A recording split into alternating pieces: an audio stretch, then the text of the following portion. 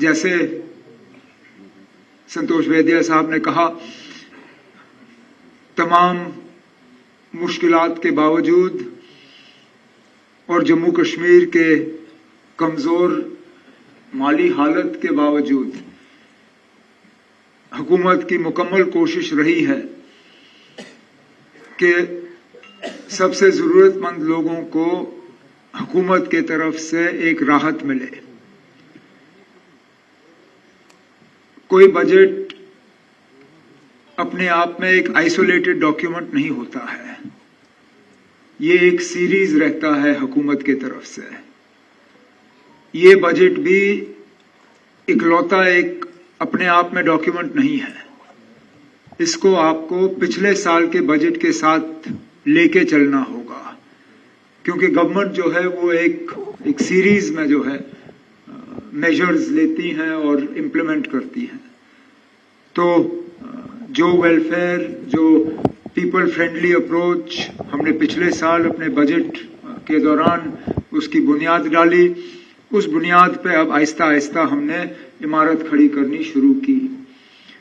लेकिन एक जिम्मेदार हुकूमत होने के नाते ऐसा भी नहीं है कि हम अपने इलेक्शन में किए हुए वादों को एक ही दिन में पूरा करने के लिए जम्मू कश्मीर के खजाने पे बहुत ज्यादा बोझ डालें या बहुत ज्यादा कर्जा उठाएं या और पैसा कमाने के लिए हम नए नए तरीके अपनाएं। कोशिश की कि जितना है उसी का हम सही इस्तेमाल करें, थोड़ा सा और कमाई अपनी बढ़ाएं, थोड़े से जो हमारे जहां जहां नुकसान है खासकर बिजली में, हमारी मुकम्मल कोशिश है कि जो हमारे लॉसेस हैं उनको कम किया जाए, जो हमारे रेवेन्यू रियलाइजेशन है उसको बढ़ा दिया जाए, ताकि बचा हुआ पैसा जो है वो लोगों के राहत के लिए इस्तेमाल हो। इस साल स्टेट असिस्टेंस, सेंट्रल असिस्टेंस, ये सैस्की का जो है कैपिटल इन्वेस्टमेंट के लिए special assistance for states for capital investment, ये जो जम्मू कश्मीर पे इस साल से लागू हुआ, जिसके लिए मैं मरकज की हुकूमत का शुक्रगुजार हूं, उससे भी हमें कुछ नए मौके मिले लोगों की खिदमत करने के। लेकिन जैसे मैंने बजट के दौरान कहा और आपसे फिर कहा, ये एक सिलसिला है। सिलसिले में पहली जो उसकी शुरुआत पिछले साल हुई उसको हमने आगे बढ़ाया और जैसे जैसे हुकूमत की कार्रवाई चलती रहेगी हम इस सिलसिले को और आगे बढ़ाएंगे। लेकिन शुरू में इतना ही कहते हुए अब मैं डायरेक्टर इन्फॉर्मेशन साहब से गुजारिश करूंगा कि वो इस प्रेस कॉन्फ्रेंस को कंडक्ट करें और हमारी कोशिश रहेगी कि आपके सवालों के हम जवाब दे दें। दो बहुत बड़े मुश्किलात का हमने सामना किया। एक बैसरन में जो हमला हुआ, हमले में कई कीमती जानें जो हैं वो चली गईं और उस हमले ने दो मुल्कों के दरमियान एक जंग की सूरत पैदा हुई। उस तमाम अनसर्टेनिटी के माहौल में कोई ऐसा सेक्टर नहीं है हमारी इकोनॉमी का जहां पे हमें धक्का ना पहुंचा हो। आप हॉस्पिटैलिटी देखिए, आप इंडस्ट्री देखिए, आप सर्विस सेक्टर देखिए, जिस भी सेक्टर को आप देखें तो जो हम उम्मीद लगाए बैठे थे पिछले साल कमाई की, वो सारा रह गया। तो वो एक मुश्किल दौर था हमारे लिए। और फिर जो साल के बीच में सितंबर अक्टूबर के आसपास जो सैलाब का सिलसिला बना पूरे जम्मू कश्मीर में, लेकिन बिलखसूस जो जम्मू के कुछ इलाकों में बारिशों की वजह से जो नुकसान हुआ, वो भी हमारे लिए एक मुश्किल दौर रहा। उसमें जो मरकज ने हाल ही में 1430 करोड़ का एक पैकेज सास्की के तहत परमानेंट रिकंस्ट्रक्शन के लिए अब जम्मू कश्मीर के लिए ऐलान किया है, अब उन पैसों का सही इस्तेमाल करके हम यहाँ पे रिकंस्ट्रक्शन का सिलसिला जो है उसको ठीक ठाक आगे बढ़ाएंगे। लेकिन ये दो बड़े चैलेंजेस थे हमारे लिए। उम्मीद करते हैं, क्योंकि पिछले साल जब हम इसी तरह इसी हॉल में पोस्ट बजट आपसे प्रेस कॉन्फ्रेंस कर रहे थे तो माहौल अलग ही था। उस वक्त ना पहलगाम का किसी ने सोचा था तो ना फ्लड्स का। अब इस साल हमारी उम्मीद है कि ये साल अगर हमें ठीक ठाक मिल जाए तो जम्मू कश्मीर की इकोनॉमी को हम एक स्टेबल और एक स्ट्रांग फुटिंग पे जो है उसको ले जाने में हम कामयाब हो जाएंगे। इंडस वाटर ट्रीटी का जम्मू कश्मीर को फायदा मिलना चाहिए, मतलब उसके अबेयंस का, लेकिन अभी तक मिला नहीं है। जिन पावर प्रोजेक्ट्स के हवाले से आपने बात की, चाहे रतले हो, कीरू हो, क्वार हो, पकलडुल हो, वो ऑनगोइंग प्रोजेक्ट्स हैं। उनके स्कोप को, उनके डिजाइन को, उनका वाटर होल्डिंग कैपेसिटी जो है उनमें कोई तब्दीली नहीं आएगी। तो इंडस वाटर ट्रीटी के एबियंस में रखने से इन प्रोजेक्ट्स में जनरेशन कैपेसिटी में कोई बदलाव नहीं आएगा। आगे जाके हम जो नए प्रोजेक्ट्स अगर बनाने जाएंगे उनमें अगर इंडस वाटर ट्रीटी का जो हमारे ऊपर रिस्ट्रिक्शन थे अगर वो ना रहें तो जरूर आगे जाके हमें फायदा मिल सकता है। हाल ही में मतलब हमारी ये सोच है और ये कोशिश है, क्योंकि पावर प्रोजेक्ट्स को बनते बनते बहुत टाइम लगता है। कम अरसे में हम दो चीजों पे फायदा फौरी तौर हासिल कर सकते हैं। एक, अगर वुलर के पास सोपोर में तुलबुल नेविगेशन बैराज बने जिससे कि जहलम में हम पानी जो है और ज्यादा रख पाएं, उससे दो फायदे हैं हमें। एक तो जहलम को हम नेविगेशन के लिए इस्तेमाल कर पाएंगे, वुलर को हम बचा पाएंगे, और डाउनस्ट्रीम जितने भी हमारे हाइड्रो प्रोजेक्ट्स हैं, लोअर जहलम, उड़ी 1, उड़ी 2, इनमें जनरेशन कैपेसिटी जो हमारी बढ़ जाएगी। ये एक। और दूसरा, अगर अखनूर के पास पानी हम चिनाब से निकाल के जम्मू शहर को सप्लाई करना शुरू करें तो जम्मू में जो पानी की किल्लत रहती है उसको हम दूर कर पाएंगे। तो इंडस वाटर ट्रीटी का अभी तक पावर सेक्टर पे कोई खास असर पड़ा नहीं है। अगर फायदा हमें किसी चीज का हुआ है तो सास्की का हुआ है। जैसे फाइनेंस सेक्रेटरी साहब ने अपने प्रेजेंटेशन में आपको कहा, जो हम अपना शेयर इक्विटी का इन प्रोजेक्ट्स के लिए देते थे जिनका मैंने अभी जिक्र किया, वो पैसा इकट्ठा करने के लिए हमें थोड़ी सी मुश्किल का हमें सामना करना पड़ता था। अब सास्की के तहत ये इक्विटी कंट्रीब्यूशन जो है जम्मू कश्मीर की तरफ से हम न सिर्फ वक्त पे बल्कि इस बार वक्त से आगे, इसलिए अगले साल के लिए हमने कोई प्रोविजन रखा ही नहीं, क्योंकि अगले साल का ये इक्विटी कंट्रीब्यूशन हमने इस साल निपटा लिया है। तो अगर फिलहाल हमें पावर प्रोजेक्ट्स में किसी चीज का फायदा हुआ वो सास्की का हुआ है। आगे जाके इंडस वाटर ट्रीटी का हो, ये हमारी उम्मीद है। मुझे बचपन में कुछ सिखाया ना गया हो लेकिन तमीज जरूर सिखाई गई है, और मैं बदतमीजी नहीं करूंगा। अगर जम्मू कश्मीर के लिए किसी ने अच्छा किया मैं शुक्रिया करूंगा। मैं बार बार कई चीजों के लिए डॉक्टर मनमोहन सिंह साहब का शुक्रिया करता हूं। जब मैं 2 सेंट्रल यूनिवर्सिटीज के हवाले से बात करता हूं उनका शुक्रिया करता हूं। जब मैं 4 लेनिंग ऑफ नेशनल हाईवे के हवाले से बात करता हूं उनका शुक्रिया करता हूं। कई चीजों के लिए मैं डॉक्टर मनमोहन सिंह साहब का शुक्रिया करता हूं। अब अगर जम्मू कश्मीर में इन दिनों सास्की का हमें मिला, तो अगर मैं वजीर आजम का शुक्रिया ना करूं तो गलत होगा। जो एडिशनल फंडिंग हमें मिलती है फाइनेंस की तरफ से, जिसमें होम डिपार्टमेंट का हमें सहयोग मिलता है गवर्नमेंट ऑफ इंडिया से, अगर मैं home minister government of India या finance minister government of India का शुक्रिया ना करूं तो ये गलत होगा। मैं ये शुक्रिया किसी को खुश करने के लिए नहीं करता हूं। मैं समझता हूं ये अच्छी तमीज है। किसी ने जम्मू कश्मीर के लिए अच्छा किया हो मैं उनका शुक्रिया करूं, लेकिन ये जो मैंने कहा ये मजाक, क्योंकि करा साहब ने भी थोड़ी सी हमें तुरस देने की कोशिश की तो मैंने भी थोड़ा बहुत उसका जवाब दिया। हाउस में ये चलता रहता है, लेकिन इसमें आप इसको और संजीदगी से मत लीजिएगा। वो तो बजट के दौरान भी और अभी फाइनेंस सेक्रेटरी ने भी आपसे कहा कि हमारी कोशिश है कि हमारे रेवेन्यूज जो हैं वो बढ़ जाएं, हमारे लॉसेस कम हो। हमारी सबसे बड़ी जो है, अगर आप जो हमारी फिक्स्ड एक्सपेंडिचर है वो आप छोड़ दीजिए, सैलरीज, पेंशन्स वगैरह वो तो है ही है, लेकिन जो हमारे बिजली में लॉसेस हैं उनको हम कम करें। अब आप देखिए आहिस्ता आहिस्ता जो है वो कम किया जा रहा है। 9% हमने अपने AT&C लॉसेस कम किए हैं, 16% हमने अपनी रेवेन्यू रियलाइजेशन जो है वो बढ़ा दी है। ये सिलसिला हम जारी रखेंगे ताकि बिजली में जो हमारा नुकसान है उसको हम बिल्कुल क्लियर करें। इसके साथ साथ अपने रेवेन्यूज को बढ़ाने के लिए इस साल, इस फाइनेंशियल ईयर में 25-26 हमने 7 अपने लाइमस्टोन के जो माइनिंग के लिए दिए हैं ब्लॉक्स ई ऑक्शन के लिए, उसमें अच्छा खासा हमें रेवेन्यू मिल जाएगा। इंडस्ट्री और फले फूले उससे हमें कमाई मिलेगी। हमारे जो छोटे इंडस्ट्रियल हाउसेज हैं, MSME, उनकी सबसे बड़ी शिकायत ये रहती थी कि परमिशंस यूनिट्स अपने चालू करने के लिए उसमें बहुत वो दर-बदर के ठोकरें खाते थे। तो इस बार हमने सेल्फ सर्टिफिकेशन के बुनियाद पर उनसे कहा है कि 3 साल तक आपसे कोई ये नहीं मांगा जाएगा, आप सेल्फ सर्टिफिकेशन करिए और अपने यूनिट्स चालू करिए। हमें उम्मीद है कि उनके यूनिट्स चलें तो उससे भी जम्मू कश्मीर की इकोनॉमी को फायदा मिलेगा। लेकिन ये एक सही बात है कि जम्मू कश्मीर की डिपेंडेंस जो है सेंटर पे है, आगे जाके हम उसको कितना कम कर पाएं ये हमारे लिए एक चैलेंज है, लेकिन हमारी कोशिश जरूर रहेगी। हम पाकिस्तान के हिस्से होंगे, जो उनके पास है वो उनसे संभलता नहीं, हमें लेके क्या करेंगे वो।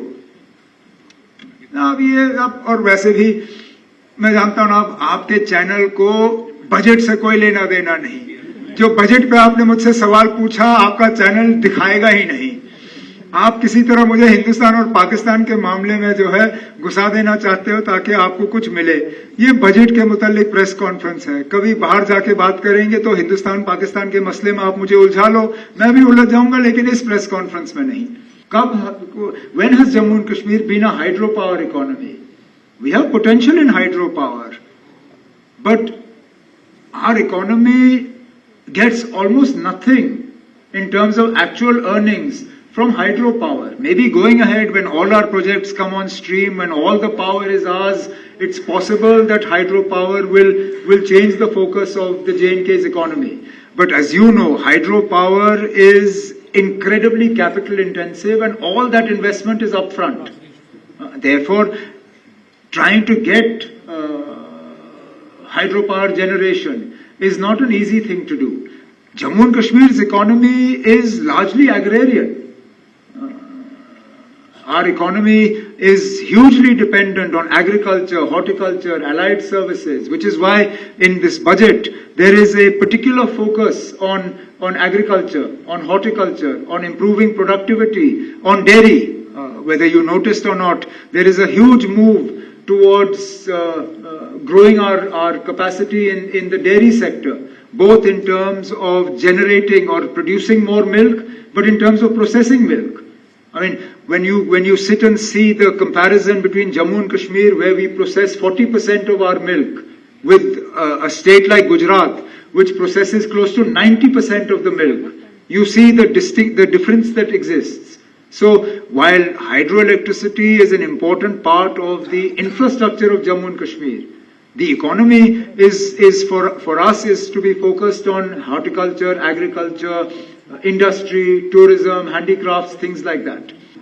जैसे मैंने कहा, मुझे नहीं लगता है ज्यादा वक्त लगेगा कमेटी को अपने रिपोर्ट फाइनल करने में। जैसे ही उनका रिपोर्ट फाइनल हो जाता है, एक फेज्ड मैनर में over fixed period of time इनके रेगुलराइजेशन हम कर लेंगे, क्योंकि वही इनके साथ इंसाफ है। और हम चाहते हैं कि एक ऐसे तरीके से हो कि कल को ये अदालत में ना फंसे। कल को ये अगर हम करना शुरू करें और कोई इस चीज को अदालत में ले जाएं और सिलसिला रोक दें, तो ये उन लोगों के साथ भी मुश्किल होगा और हमारे लिए भी।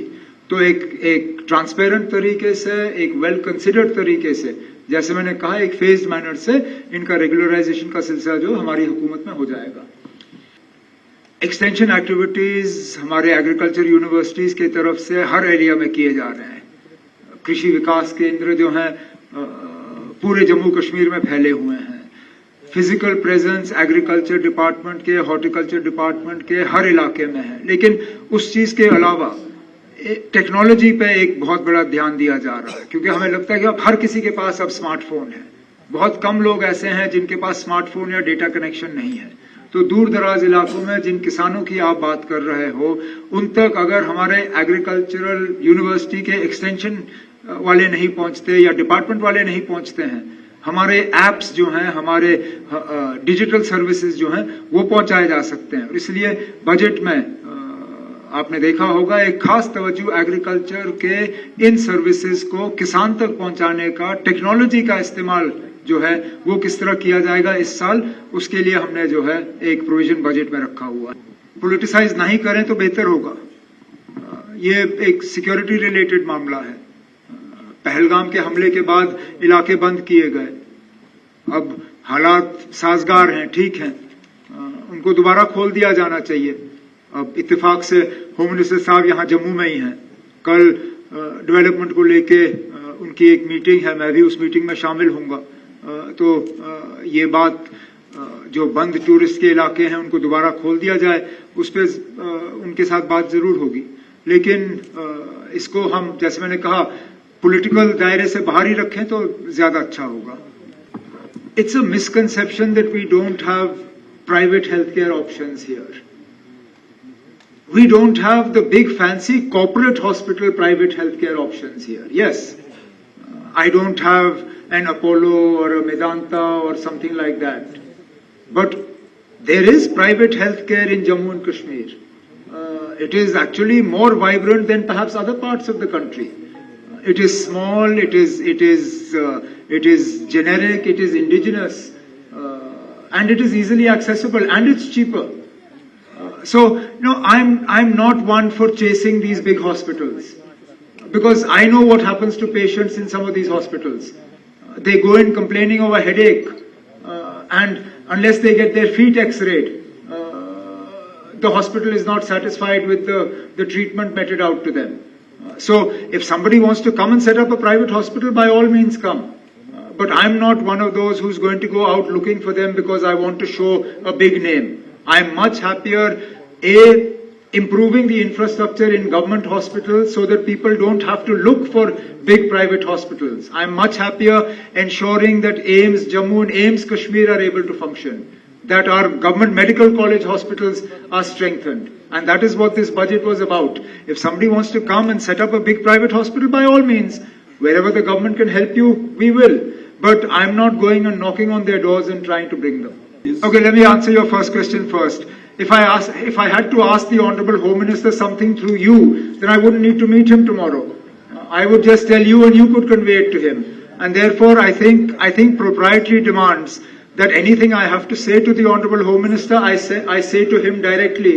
And then if it's something I can share with you, I'll share with you after that. But I most certainly will not be telling you beforehand what I'm going to tell him, because I don't think that's the correct way of doing it. Or when the subject of the press conference is not post-budget press conference, I'll be more than happy to discuss all these things with you. I think there's hardly an event that I do where most of you do not come and then I end up stopping and talking to you. But I'm not going to suck the oxygen out of this press conference by making it about India, Pakistan or terror or anything else, because this is not the purpose. Your channels couldn't care less about the budget. It's not about channels. You want to drag me into a subject that I'm not going to get dragged into. Therefore, please leave it. Anything that I have to say on this matter, I'll do it, but not in this press. If you're asking me, do I have a magic wand that I can wave to make Jammu and Kashmir self-reliant, then the honest answer to that is no. That said, if you look at last year's budget and this year's budget, we are working to improve Jammu and Kashmir's economic standing. And there is no one particular thing that you can do for it. It touches across all sectors. It touches both your expenditure as well as your income. It takes targeted interventions for it. And these budgets have all been directed towards that. But there isn't one specific thing I can tell you, other than the fact that at some point, whether in the life of this government or in the life of a future government, I would like and I hope that all of us get to see a Jammu and Kashmir where you're not dependent on the centre for more than is your due share. I mean, one of the points that was raised was that our income is only so much, and therefore you forget that other than what we earn, there is also what is automatically due to us. That is our right. So as long as that is enough to sustain us, that's what we should aim for. But I don't have a particular point that I could tell you that we would be implementing. Movement of people is never a bad thing. Movement of people, I don't think we should closet ourselves or live in silos. If our students go out and study and come back, I don't think it's a bad thing. I would be sort of disturbed if our investment was moving out, if productive assets were relocating from here. But if somebody wants to go out, improve themselves, study, come back, do something here, I don't think it's a bad thing per se. And it's happening all across the country. But they are not coming look, back. a lot. I mean, you forget, a lot of people come here to study. Look at, I mean, all your universities, and I'm not just talking about the IIT, IIM or Sri Mata Vaishno Devi. Look at your SCOST Kashmir, SCOST Jammu. See how many students there are from outside of J&K studying there. Go to Kashmir University, Jammu University. See how many students from outside J&K are studying there. So there's this churning of people. I don't believe it's a bad thing. Units. Why are you worried about Secondly, that? Sir, secondly, I mean, honestly, what does it matter to you where it comes from? As long as somebody gets it for free. How we fund it, how we make it available, that is of no concern to you or, for that matter, to the person who's getting it. Their only concern is, have they got a cylinder and have they had to pay for it? okay. So please leave that to us as to how we will do it. All I will tell you is that we won't transfer this burden onto anybody else. Okay. I won't be making you or anybody sitting here pay for those cylinders. That you rest assured. I'm not going to raise your prices so that somebody's cylinder is paid for. Don't worry. And two, what channel do you have that I don't have? That you have decided that we're not going to get statehood and therefore my plan B becomes of utmost importance to all of you. I have not arrived at the conclusion that we're not getting statehood and therefore my plan B now has to become a plan A. I am still very hopeful that the commitment made to Jammu and Kashmir will be kept. And therefore everything else is an academic question and not the subject of this press conference. जवाब मैंने आपको देना था, वो budget के जरिए मैंने कहा हुआ है कि जहां रेगुलराइजेशन की बात होगी, जो भी जब कमेटी अपनी रिपोर्ट जो है फाइनल करके हमें दे देगी, एक फेज्ड मैनर में, प्लान्ड तरीके से, ट्रांसपेरेंट तरीके से हम रेगुलराइजेशन का काम जो है वो शुरू कर लेंगे. नहीं लगी तो हम कहीं और जमीन दे देंगे. उन्होंने तो हमसे किसी इस मुतालिक बात भी नहीं की. अगर आके मिले होते, बात की होती, अगर उन्होंने कहा होता कि जमीन का मसला है, उनको कहीं और जमीन चाहिए, हम दे देते. लेकिन अभी तक अपोलो हॉस्पिटल्स के तरफ से जमीन को लेके यहाँ अस्पताल खोलने के लिए मेरे से न हमारे हेल्थ मिनिस्टर साहिबा से इस मुतालिक कोई बात हुई. बात करेंगे तो जरूर उसका हम हल करके उनको दे देंगे.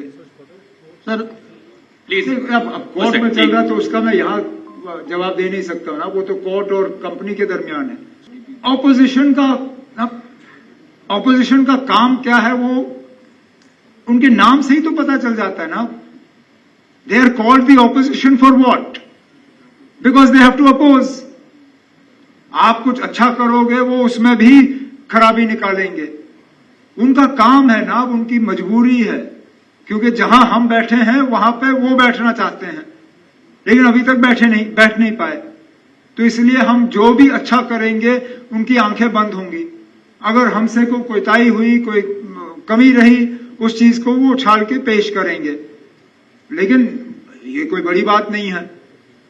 हमने जितना किया इन 1-1.5 साल में, शायद ही ऑपोजिशन उम्मीद कर रही थी कि हम करेंगे. उनको तो लग रहा था कि पहले दिन से हम कुछ भी नहीं कर पाएंगे. लेकिन कतरा कतरा हम अपने वादे जो हैं पूरे कर रहे हैं और करते रहेंगे. इसीलिए वो बौखला गए हैं. इसलिए हर चीज को वो बड़ा चढ़ा के पेश करते हैं. मैंने मजाक के तौर पे कहा कि मैं अगली बार मैनिफेस्टो बनाऊंगा नहीं, क्योंकि अब आपने जैसे कल देखा, गवर्नर साहब के खुतबे पे बहस कम और नेशनल कॉन्फ्रेंस के मैनिफेस्टो पे बहस ज्यादा. तो फिर गवर्नर एड्रेस का फायदा क्या? फिर मैनिफेस्टो पे ही डिस्कशन कर लो. मैंने उस अंदाज में कहा. लेकिन वो छोड़ दीजिए हाउस में हम क्या कहते हैं क्या नहीं करते. आप जमीनी सतह पे देखिए हम क्या कर रहे हैं, और वो हमारे बजट्स में आपको दिख रहा हुआ. अब सबकी बात आपने कर दी तो इनको और कोई चाहिए कैसे? आपने बेहतरीन अंदाज में सबकी बात की. स्पेसिफिकली हालांकि आपके लिए इस बजट में कोई मतलब बड़ा अनाउंसमेंट या प्रोविजन रखा नहीं गया, लेकिन तब भी जहां जहां इलेक्टेड गवर्नमेंट की जरूरत पड़ती है आपके काम को और ज्यादा आसान करने के लिए या आपके मुश्किलात हल करने के लिए, वहां पे हम हैं।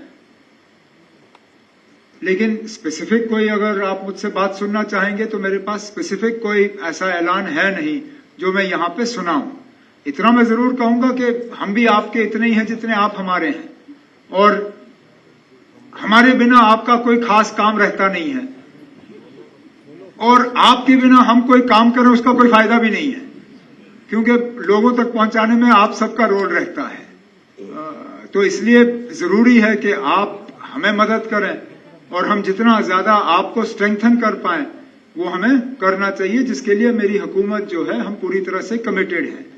हुआ ये, जिस शहर से मैंने अपनी बात शुरू की थी वो कोई छुपी बात है नहीं है, मतलब बोझ है, रास्ता मुश्किल है, लेकिन हम लगे हुए हैं और हम अपना काम जो है वो करते रहेंगे। और आखिर में एक पर्सनल चीज जिसका मैं जिक्र करना चाहता हूं, हम सब की तरफ से जो यहां बैठे हुए हैं, आपको और बिलखसूस आपकी बेटी को दिल की गहराइयों से मुबारक, जो आप आपने उस बहादुर बेटी को उस मुकाम तक पहुंचाया कि वो हेलीकॉप्टर पायलट बन के इस मुल्क की रखवाली और रक्षा कर रही हैं। आप और वो दोनों मुबारकबादी और हमारे शुक्रिया के हकदार हैं।